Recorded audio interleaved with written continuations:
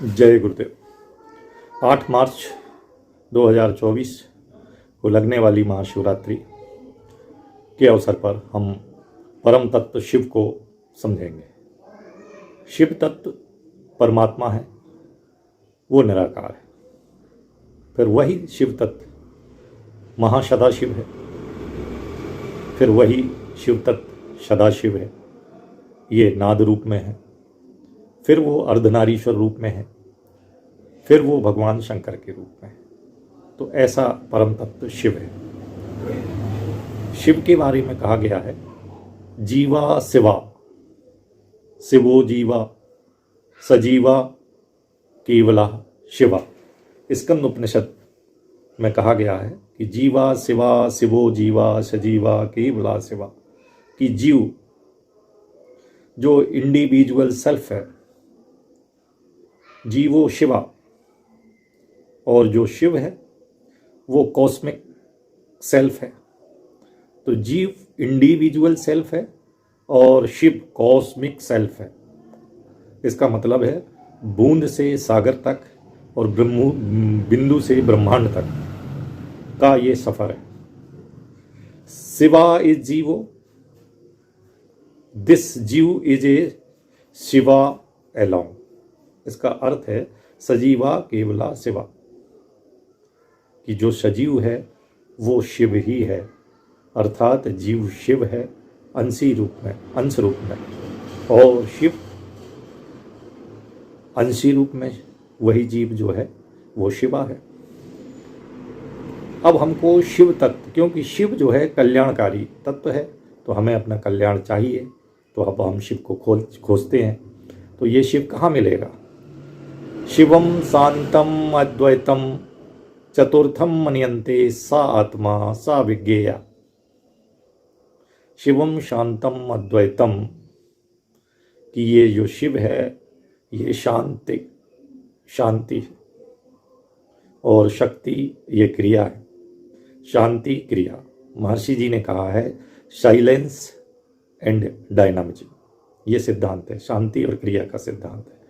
तो शिव क्या है? शिव तत्व शांत है, लेकिन कहाँ है? तो कहते हैं शिवम शांतम अद्वैतम चतुर्थम मन्यन्ते सा आत्मा सा विज्ञेयी।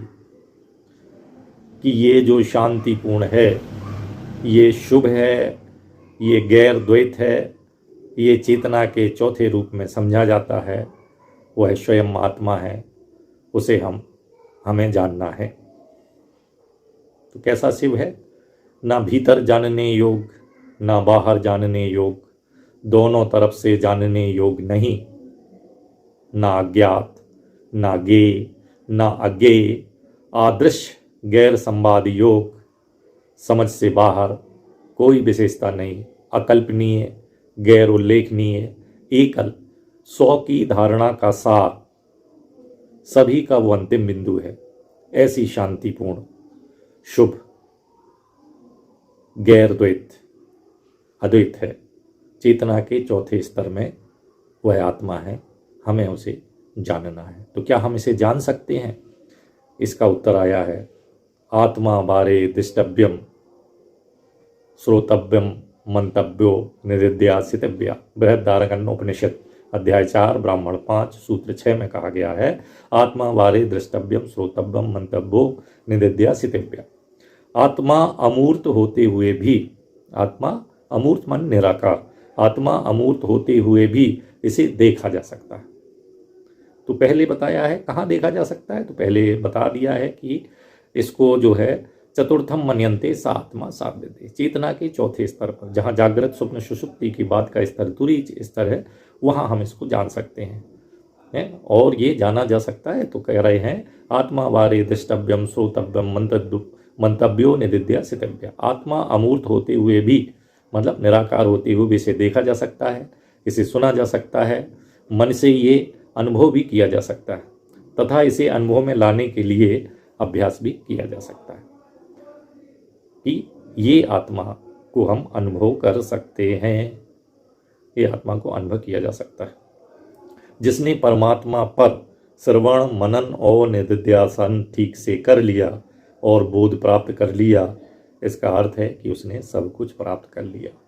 तो इस शिवरात्रि पर आप भी जो है चतुर्पहर पूजा का विधान है रात्रिकालीन, तो उसको आप करिए और उसके करने से जो है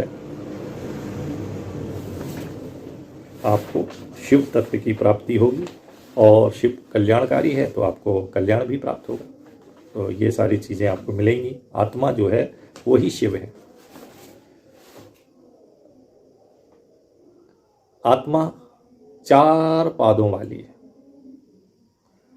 आत्मा 4 पादों वाली है। तो यहाँ आप समझ लें कि 3 सूत्र आए हुए हैं। एक आया है शिवम शांतम अद्वैतम चतुर्थम शा मनयन्ते शा आत्मा विज्ञे, कि ये आत्मा जो है ये चेतना की चौथी अवस्था से प्राप्त है, वहाँ अनुभव गम्य है। दूसरा कहा गया है आत्मा वारे दृष्टव्यम सोतव्यम मंतव्यो निदिध्या शितव्या, की आत्मा को हम देख सकते हैं, सुन सकते हैं और मन के द्वारा हम उसको अनुभव भी कर सकते हैं। फिर कहा गया है शिवा जीवो जीवो शिवा शिवा जीवो सजीवला केवला शिवा, जो जीव है वो शिव है और जो सजीव है वो केवल और केवल शिव है। एक इंडिविजुअल लेवल पर जीव है और कॉस्मिक लेवल पर जो है वो शिव है। तो आत्मा के 4 पाद में चेतना की जो पहली अवस्था है जागृत अवस्था, आत्मा का पहला स्थान है। बाहर की ओर जिसकी प्रज्ञा है, ये 7 अंगों वाली 19 मुखों वाली स्थूल विषयों का भोक्ता, इसको हम कहते हैं वैश्वानर। ये आत्मा का पहला पाद है। दूसरा पाद है स्वप्न। आत्मा के दूसरे पाद का स्वप्न स्थान है। अंदर की ओर इसकी प्रज्ञा है। ये भी 7 अंगों वाला 19 मुखों वाला है, सूक्ष्म विषयों का भोक्ता है और तेजस